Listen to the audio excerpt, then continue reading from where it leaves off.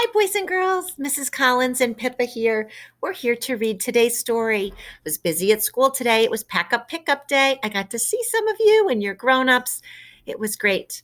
It was great to be at Greg's school today. I've got my red, white, and blue on today. And Pippa, I have a story that I picked out for you. It's called My Dog Never Says Please. Pippa never says please. Does your dog say please? It is written by Suzanne Williams, and the pictures are by Ted Arnold. Maybe you're familiar with Ted Arnold. He wrote Parts and Fly Guy. This is a great little story. So here we go. You ready, Pippa? Let's get this. We just sat down to supper. I was hungry enough to eat Snow White's poisoned apple. Pass the potatoes, I called out. Ma raised her eyebrow. Mind your manners, Ginny, she scolded. That's no way to ask. Let's see how we're doing here today. Then my pipsqueak brother Jack piped up. I always remember to use the magic word, he said, like he had a little halo over his head.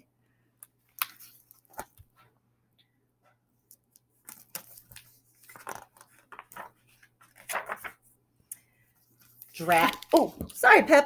Drat that, Jack. Sometimes I wish I were a dog. My dog never says please, and no one thinks a thing about it. Easy life old Red has got, lying in the sun all day, barking at crows and cats, enjoying an occasional scratch. Is that what your dog does?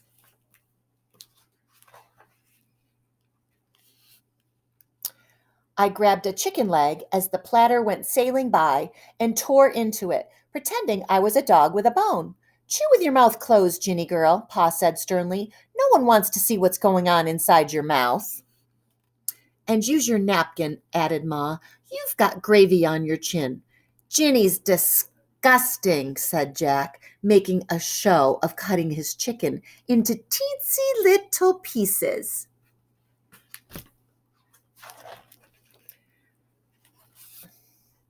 I spit out a piece of grizzle and swiped at my mouth. Wish they'd all just leave me alone. Old Red eats with his mouth open, and he never uses a napkin. They don't pick on him. Why couldn't I be a dog? There was some of Ma's sweet-tasting, mouth-watering cherry pie for dessert. Mine was gone in less time than it takes to tweak Jack's ear.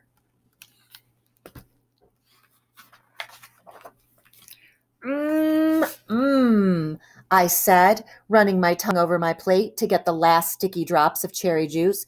You sure make the best pie in the world, Ma. How about a second helping? Ginny Mae Perkins, said Ma, you're hopeless. It's not good manners to lick your plate, and one helping of pie ought to be enough for a girl your size. But I'm growing, I said, wondering why she hadn't noticed that. Seems like she only looks at me to see my manners. Anyway, what's wrong with licking your plate? It's a sign of respect. Shows how much you like something. My dog licks plates and everyone pats him and tells him he's a good boy. Lucky old Red. I excused myself and hightailed it out of there, fixing to grab my jump rope and go outside. But Ma had other ideas. She poked her head inside my room. Seeing how you're done with supper, she said, you can get started on this room of yours. Looks like a tornado went through here. Aw, Ma, I said, I like it this way. Everything's right where I can see it, instead of hiding away in drawers. Ma just gave me one of her looks, the kind that would burn a hole through an iron safe.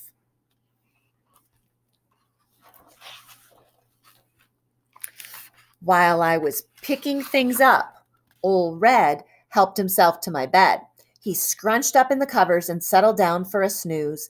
I scowled. Why don't you get out in the yard and clean up your doghouse? I told him. But he just stretched and rolled over so I could scratch his belly. What a life he's got.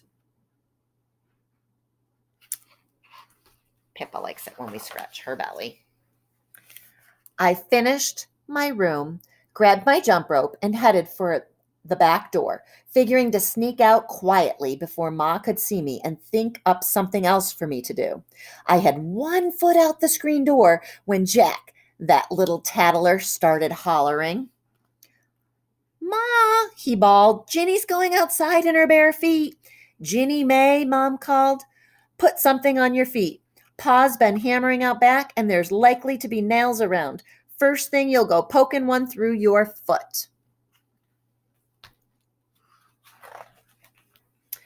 Shoot, Ma, I said. Shoes crowd my toes. Truth is, I didn't know where my shoes were now that my room was all cleaned up. Don't argue with your Ma, Pa said. Go put your shoes on.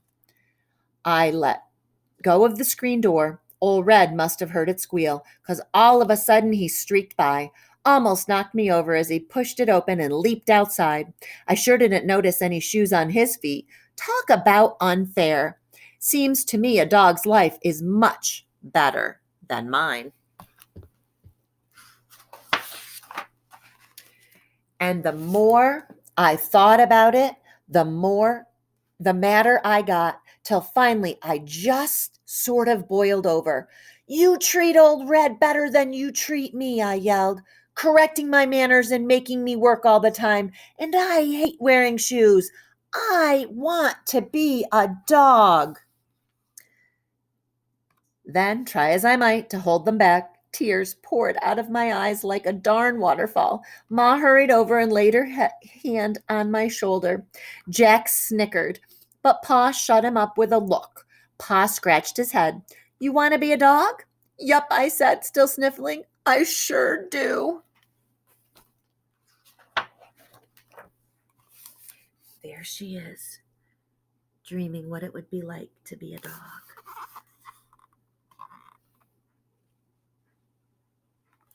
Good life, huh? She'd move right in with Red. And that's how I, Ginny May Perkins, ended up sleeping in a doghouse and begging for scraps. Old Red's real good about sharing, though. I think he's even given me some of his fleas.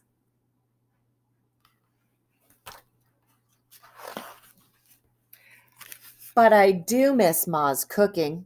Right now I hear pork chops sizzling through the open window. Ma must be getting supper ready. Sure does smell good. Maybe she'll save me a bone with a little meat on it. There's lots of black clouds coming our way. Looks like it might rain.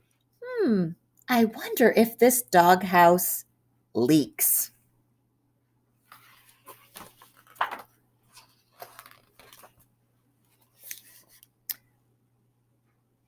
Might leak. Pa says I can go back to being myself anytime I've a mind to.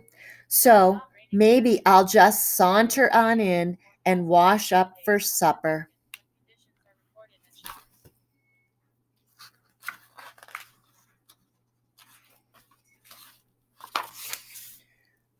But if that brother of mine dares to say even one teensy little word, why, I might just haul off and bite him on the leg.